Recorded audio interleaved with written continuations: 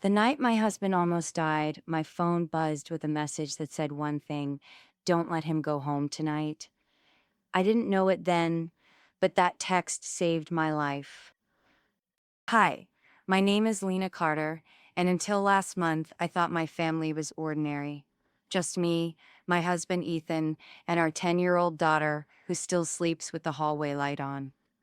But that night, everything normal in my life snapped. It was nearly 1 a.m. when I found myself sitting alone outside the emergency room at Ridgeview Hospital, the harsh lights buzzing overhead. I'd wiped my face so many times my sleeves were damp, and I kept forcing myself not to cry again, but a shaky breath always betrayed me. Ethan was inside, supposedly hurt from a work accident. But even before the messages came, something about his voice on the phone felt rehearsed, too calm, too steady, like a man reading lines. I clutched my phone, whispering into my hands, "Why lie about getting hurt, Ethan? Why tonight?" I had promised our daughter I'd be home before she woke up, but a knot in my chest told me that wasn't happening. A nurse passed and asked softly, "Do you need water?" I almost laugh-sniffed from embarrassment. "No, I'm okay," I lied, even though I looked nothing close to okay. Then my phone buzzed. A text from an unknown number. My chest tightened. My fingers trembled as I opened it. Unknown. He's lying. Don't let him go home tonight. I gasped, too loud, earning a glance from someone across the waiting area. My heart thudded painfully, confusion spiraling. I typed back, my thumb slipping over the screen. "Me. Who is this? What are you talking about?" No reply. Just 3 dots.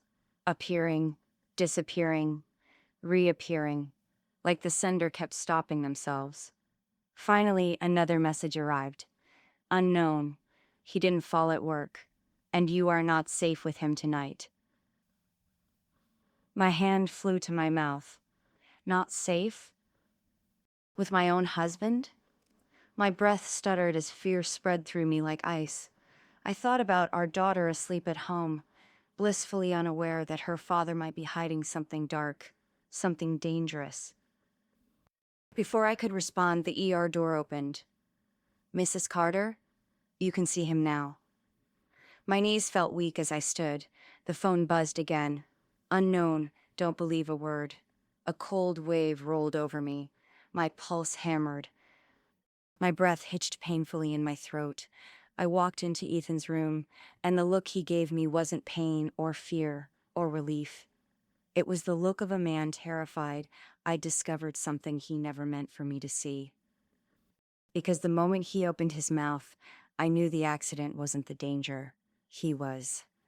The moment I stepped into Ethan's room, the air felt wrong. Too still, too heavy. He wasn't hooked up to anything serious, just a blood pressure cuff and a thin bandage wrapped around his forearm. If this was a work accident, it looked suspiciously gentle. Ethan looked up, and the expression on his face, not relief, not pain, just calculation. "Lena," he said softly, like he was trying out my name to see how it sounded on his tone now. "You didn't have to rush down here." "I'm your wife," I whispered back. "Of course I did." But inside, something in me recoiled. Those texts were still burning on my screen. He tried to smile, but it didn't reach his eyes. It was stupid. I slipped on some packing tape at work. Packing tape? Really? I almost laughed out loud, a sharp, painful sound, but it got trapped in my throat. "You called me saying you hit your head," I said, stepping closer. He blinked, too slow. "I thought I did." No, he was lying. And he wasn't even good at it. My phone buzzed in my hand. Another message. I froze. Unknown. Ask him where he really was. My stomach twisted so hard I felt dizzy. My lips parted, but no sound came out. Ethan tilted his head. You okay? Was I okay? My palms were sweating. My heart was a violent drum. My eyes kept darting between him and the glowing screen in my hand. I swallowed hard. Where exactly were you tonight? He frowned. At work, Lena. You know this. I nodded slowly. Too slowly. Right. Work. Another buzz. Ethan's gaze flicked toward my phone. Who's texting you this late? His voice sharpened. A little too quick. A little too controlled. No one, I stammered. God, why was I stuttering? I felt like a teenager caught sneaking in after curfew. His jaw tightened. Let me see. The way he said it, low, cold, made my pulse spike. I held the phone closer to my chest. It's nothing. His eyes darkened. Lena, give me the phone. A tear suddenly rolled down my cheek. Not from sadness, from pure, bone-deep fear. My hands shook as I instinctively stepped back. I'm not hiding anything, I whispered. The lie tasted bitter, but Ethan stood up, too fast, gripping the rail of the hospital bed as he straightened. The bandage on his arm pulled tight, but he didn't flinch. Then why, he said quietly, are you shaking? Another buzz vibrated against my palm. I lifted the phone just enough to read it. Unknown. If he touches you, leave the room. My breath stopped. Ethan took one slow step toward me, because that was the moment I realized. The warning texts weren't early. They were late. Ethan's step toward me felt heavier than it should have. Like every inch he moved was closing a door I wouldn't be able to reopen. My throat tightened. My fingers curled around my phone so hard my knuckles went white. I didn't want him to see the messages. I didn't want him anywhere near me. Lena, he said, voice steady in a way that made my skin crawl. Just give me the phone. Why are you acting like this? Why was I acting like this? His tone made it sound like I was the problem, like I was overreacting. Like he wasn't the one lying in a hospital bed with a story that was unraveling by the second. My voice cracked. God, how pathetic did I sound? I'm just overwhelmed. A shaky laugh escaped me, and it sounded wrong even to my own ears. The kind of laugh people make right before they break. He reached out a hand. I flinched so hard that the heart monitor beside him beeped once in warning. Ethan froze, not in surprise, but in annoyance, like my fear was inconvenient. Lena, he said again, but this time softer, a rehearsed softness. Come here, sit down. You're exhausted. My phone vibrated again in my hand. He noticed. His eyes sharpened instantly. Who is that? Who's messaging you? It's nothing. It's not nothing. His jaw clenched. Give me the phone. Before he could move again, I stepped back toward the door. At that exact moment, another message appeared. Unknown. He wasn't alone tonight. My pulse roared in my ears. My knees almost buckled. I swallowed hard and asked, Ethan, who were you with tonight? He blinked. Confusion, then irritation, then something colder. I told you, he said slowly. I was at work. My phone buzzed again. Unknown. Ask him who drove him to the hospital. My heart slammed against my ribs. I inhaled shakily and whispered, Okay then, how did you get here? Ethan didn't answer. His face didn't move, not even a twitch. He just stared at me, long, unblinking, like he was calculating the cost of telling the truth. My breath hitched. Ethan. His silence was louder than anything he could have said. Finally, he replied, I don't remember. A lie. A lazy one. A lie meant for a woman who didn't ask questions. But I was asking questions now. My phone buzzed again. Unknown. Check his arm. He wasn't injured at work. My eyes flicked to the bandage wrapped around his forearm. Suddenly, my stomach twisted. Not from fear. From the realization that I was about to touch something he desperately didn't want me to see. Slowly, very slowly, I reached toward his arm. Ethan stepped back. Too fast, too defensive, too guilty. And in that moment, I knew one thing for sure. Whatever happened to him tonight, he was terrified I might discover who did it. Don't. Ethan's voice cracked sharply the instant my fingers reached toward his wrapped arm. It wasn't pain. It wasn't surprise. It was fear. Real, raw fear. I froze mid-reach, my hands suspended in the space between us. Most husbands flinch from an injury. Mine flinched like I was reaching for a weapon. I just want to see, I whispered. His jaw twitched, a tiny, involuntary tightening, before he stepped back so abruptly he bumped the rolling tray behind him. The metallic clatter made me jump. The heart monitor beeped once, almost like it sensed the tension. A vibration buzzed against my palm, but I didn't dare look while he watched me like that. "Lena, you're acting strange," he said. The calm in his voice was wrong, too practiced, too smoothed over. It was the tone he used whenever he was trying to make me feel unreasonable. "You came in, shaking, crying, like I hurt you. I'm not imagining things." He sighed, a slow exhale meant to look patient. "You're tired. You're emotional. You always overthink when you're scared." Overthink. There it was again, the word he used to shrink me down. Before I could respond, another vibration pulsed against my hand. My daughter flashed through my mind, asleep at home, hugging her stuffed penguin, and a cold thought stabbed my chest. What would she wake up to if I didn't make it back home? I tightened my grip on the phone. Ethan noticed. His eyes sharpened like a blade. "Who keeps texting you?" "It's no one. Give me the phone." His voice didn't just harden, it dropped, low and dangerous. I said, "It's nothing. It's not nothing." He stepped forward. I stepped back. Before he could close the space between us, I lifted my phone slightly, just enough to see the new message. "Unknown. He didn't get that injury at work. Look under the bandage." My breath stuttered. I looked at his arm. The way he instinctively brought his other hand up, just a subtle protective reflex, told me everything. "Ethan." My voice was barely a whisper. "Tell me what happened."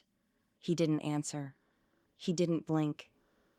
He just looked away, jaw tight, shoulders tense, like the truth was hanging somewhere behind me and he couldn't bear to face it. Another buzz. Unknown. It wasn't an accident. He wasn't alone.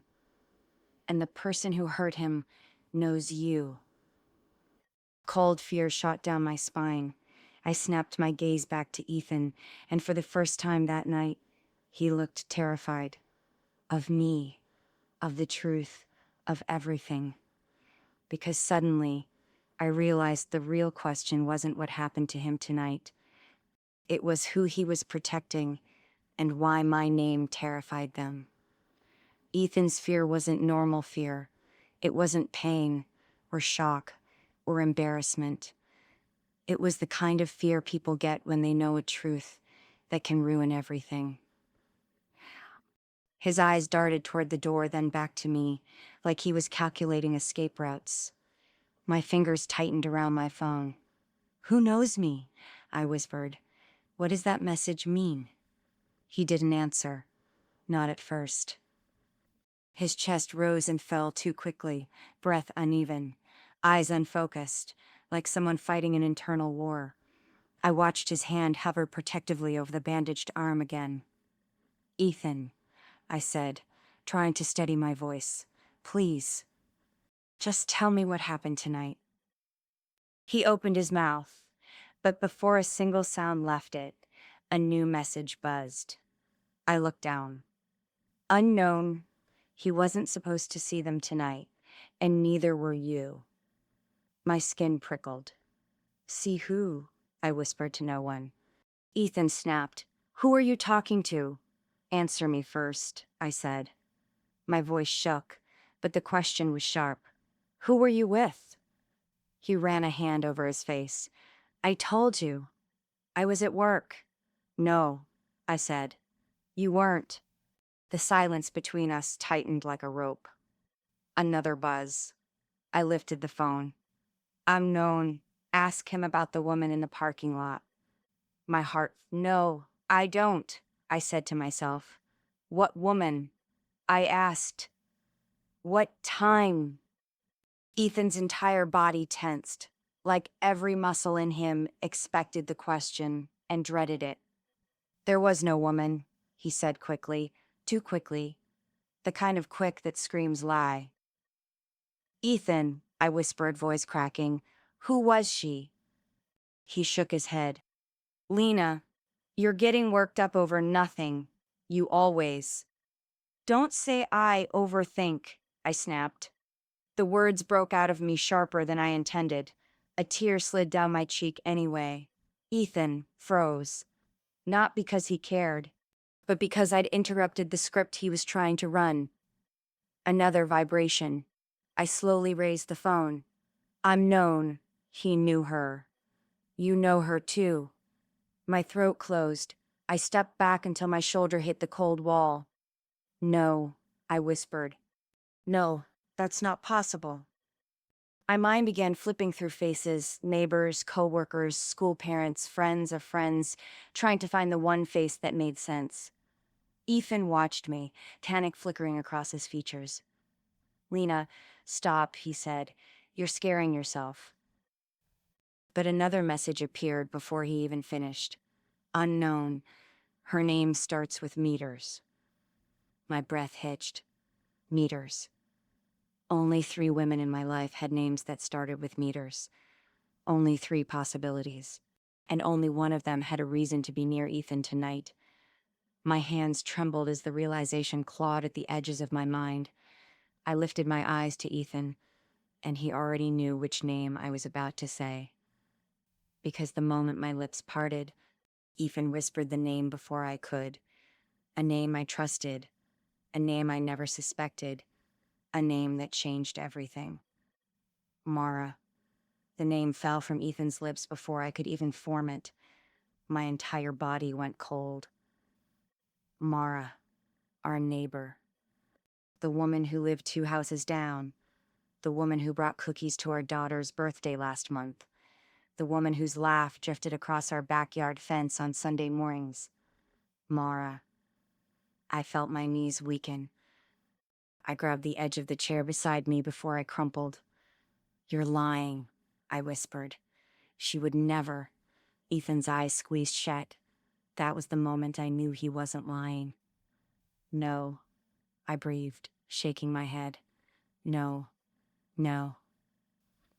Ethan reached out a tentative hand, but I jerked back like his touch burned. How do you even know her? I stammered. I've never seen you 2 talk, Lena, he interrupted, voice low, tight. Please, it's not what you think. Then tell me what it is. My voice cracked so violently it echoed off the ER walls. A nurse walking by slowed, concern flickering in her eyes, before she politely pretended not to hear. Ethan dragged a hand down his face. I didn't plan for tonight to go like this. That's not an answer. He looked at the bandage on his arm, then at me, then back at the door, like he was trapped between 3 dangers. What happened? I asked again, softer this time. Why was Mara with you? His breathing quickened, shallow, panicked, not guilty, terrified. She wasn't supposed to be there, he whispered. She wasn't supposed to see anything. See what? I whispered. He opened his mouth, but before a single word escaped, my phone vibrated. I looked down. Unknown. Ask him who she was meeting. My stomach flipped so violently I thought I'd throw up. Mara wasn't with you? I asked slowly. She was meeting someone? The horror on Ethan's face and how I understood. His jaw clenched. Lena, listen, he said. You need to let this go. All of this. Right now. What do you mean? You don't understand what she's involved in. My heart slammed. what you're involved in. He didn't deny it. He couldn't. Another buzz, and my fingers trembled as I lifted the phone. Unknown, she knows about the money. So does he. Money? Ethan's head jerked toward the phone. Lena, put it down. Money for what? I demanded. What did you two do? His eyes filled with something I hadn't seen all night. Desperation. Lena, I pleaded. Please, don't ask anything else. Don't. The phone buzzed again. One sentence. One bomb. Unknown. Check Mara's basement. Ethan's face drew heavy. And the way he closed his eyes in that moment told me Mara wasn't just involved. She was the beginning of something I was never meant to know about. Ethan's face drained so completely, I thought he might faint. Not from the injury, not from pain, but from fear of what I now knew. He whispered, almost to himself, "Why would they tell you that? They, not she, not Mara. They." My heart thudded painfully as I repeated, "What's in Mara's basement?" Ethan's eyes flipped to the door. Again, always the door, like he expected someone to burst in at any second. "You're not going there," he said, voice low, trembling. "I swear, Lena, don't step foot in that house." "Then tell me why." He didn't answer. He couldn't, or he wouldn't. My phone buzzed again. He flinched at the sound. I looked down. Unknown. He's trying to protect himself, not you. A fresh wave of nausea hit me. Protect yourself from what? I asked Ethan. He pressed a shaking hand to his forehead. "Lena, if you go to her house, if you even get close to that basement, you won't come back the same." My body turned ice. "What does that mean?" He took one deep breath. "Just drop it. Please. For me. For our daughter." Her name hit harder than anything he'd said all night. I felt my voice go small. Is she in danger? The silence was a punch to the stomach. "Ethan," I begged, "tell me what's going on." He didn't meet my eyes. Instead, he stared at the floor, jaw clenched so hard a muscle twitched down his neck. "I told Mara to stop," he whispered finally. "I told her it was getting too risky." My blood ran cold. Risky. "She didn't listen," he continued, voice cracking. "She never listens when money's involved." My breath caught. "What money?" He squeezed his eyes shut, like he was bracing for impact. "She was supposed to return it," he murmured. "We both were." My pulse roared in my ears. "Return it? Return what?" Another buzz. "Unknown. He won't tell you. So look in his bag." My eyes snapped up. Ethan's bag, a dark canvas duffel, sat against the wall next to his bed. I hadn't noticed it before. The zipper was half open, like someone had rummaged through it quickly. I felt a chill crawl up my spine. "What's in the bag, Ethan?" He stepped forward, eyes wide with panic. "Lena, do not touch it." Too late. My feet were already moving, slow, shaky, but certain, toward that duffel. Ethan reached out. "Lena, stop." I dropped to my knees and pulled the zipper fully open. My breath left my body. Inside wasn't clothing, or personal items, or anything a man would bring to the hospital. It was... I slapped a hand over my mouth, choking on a sob. There were stacks, bundles, straps, money. Tens of thousands, maybe hundreds, all rubber-banded and stuffed in the bag, like someone prepared to run. Ethan's voice broke. "Lena, please." Because that money wasn't the worst part. The worst part was the envelope sitting on top of it, with my name written across the front. For a long, terrible second, I couldn't breathe. My name on an envelope, sitting on top of a small fortune. I felt my stomach twist so violently, I thought I might collapse. "W, why is my name on this?" I whispered. Ethan looked like he was about to be sick. His lips parted, then closed again, like the truth and the consequences were fighting in his throat. Lena, please, don't open that. He stepped forward, but I scrambled back on instinct, the duffel still open in front of me. Don't come near me, I cried, my voice cracking so loud a nurse outside turned her head.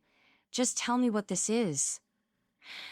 He ran both hands through his hair, pacing in a cramped line between the bed and the wall. You weren't supposed to ever see that. It wasn't for now. For now? My voice broke into a hoarse laugh. Ethan, there's thousands of dollars in here. My name on an envelope. And I wasn't supposed to know? His breathing turned shallow again. Lena, there's more going on than you understand.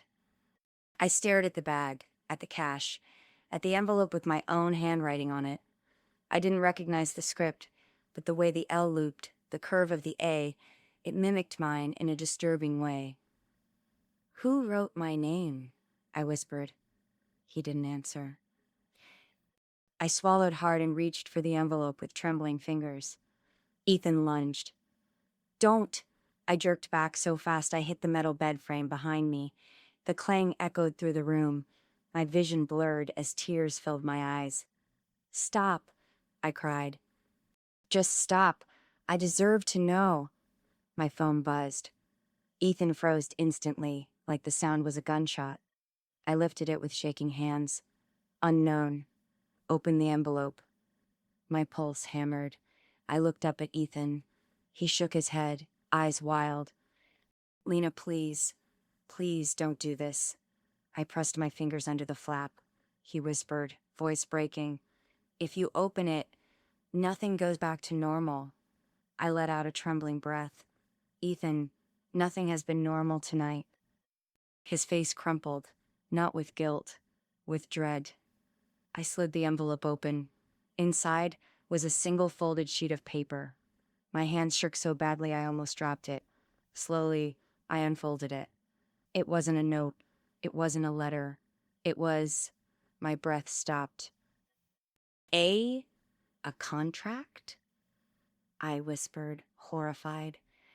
Lines of text, dates, signatures, mine, my name, written at the bottom, in handwriting that looked exactly like mine. But I never signed this. My knees buckled. Ethan, I whispered, voice trembling uncontrollably. Why does this say I agreed to give up custody of our daughter? His eyes closed. A single tear slid down his cheek. Lena. His voice cracked. I swear, I tried to stop her. Because in that moment, everything snapped into place. This wasn't just cheating. This wasn't just money. This was a plan to take my daughter away from me. And Mara wasn't the only one involved. For a moment, all I heard was a rushing sound in my ears, like the world had tilted sideways. Custody, a forged signature, an envelope with my name. My hands shook so violently, the paper crinkled. I didn't sign this, I whispered. Ethan, I never signed anything like this. He didn't meet my eyes. That hurt more than anything. Lena, listen to me. No, I choked out. You listen to me. What is this? Why is my name on custody papers? Why is there money in your bag? Why is Mara involved? His shoulders sagged, and he sank onto the bed like all the air had been punched out of him. I was supposed to destroy that envelope, he murmured. I told her it was too early. Early! My voice cracked into a painful laugh. Ethan, this isn't a pregnancy test. This is our daughter. He winced. I stepped forward, shaking so hard my knees wobbled. Why would Mara do this? I whispered. Why would you let her? He dragged a hand down his face. Because she wasn't working alone. My stomach flipped. My phone buzzed. Ethan closed his eyes like the sound was a death toll. I lifted it with trembling fingers. Unknown. He won't tell you everything. He's scared of the other one. The other one? Ice slid down my spine. Who else, Ethan? I asked softly. Who else is involved? He swallowed hard, Adam's apple bobbing. Nina, you need to stop reading those messages. Answer me. He looked like a man about to confess a crime, like a man cornered. Mara didn't fake your signature, he said quietly. My heart stopped. What? He finally met my eyes, and the fear in his wasn't for himself. It was for me. She just delivered the papers, he whispered. She's the middle point. The runner. She's good at that. Knows how to play innocent. My chest tightened so painfully I grabbed the bed rail for support. Then who forged my name? I breathed. He hesitated, the kind of hesitation that only comes before a truth that shatters everything left standing. The room felt colder, the walls closer, the buzzing of the fluorescent light louder. Finally, he whispered, someone who already knew your handwriting. My entire body froze. Before I could respond, the phone buzzed again. Unknown, he's trying to protect her. Asking whose idea the custody transfer was. A cold wave swept through me. Ethan, I whispered, each word trembling. Whose idea was this? He pressed both hands to his face, a broken, defeated gesture. It wasn't mine, his voice cracked, and it wasn't Mara's. A beat of silence. Then, it was someone who knows you better than both of us. I felt my breath catch, my vision blur, my heart plummet. Who? I whispered. Ethan lifted his head slowly, eyes full of dread. Lena. He swallowed hard. It was your sister. Because in that single moment, everything I thought I knew about loyalty, about family, about love, collapsed into something far darker. My sister? The words barely formed. They floated out of me like breath in cold air. Ethan didn't answer. He didn't have to. The fear in his eyes was the kind that only comes when truth is finally cornered. I pressed my back into the wall, my entire body trembling. Images flashed through my mind. Mia brushing my daughter's hair. Mia stirring soup in my kitchen. Mia hugging me when Ethan and I fought. Mia telling me, you need rest. You're overwhelmed. Overwhelmed. Unstable. Unfit. Words she had been planting for months. No, I whispered, shaking my head. She wouldn't do this. Ethan swallowed. She already did. My chest tightened, sharp, suffocating. Why would she take my daughter? Why forge my name? For the trust, he said quietly. Your mother never included her. She thought it wasn't fair. My hands curled into trembling fists. Mia always hated that trust. She always said I didn't deserve it. And what? I said through tears. Just taking my daughter give her.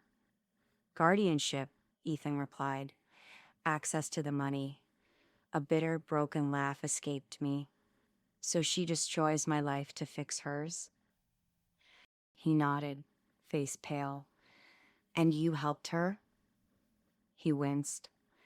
I thought she cared. I thought she was helping all of us. Until tonight. What happened tonight?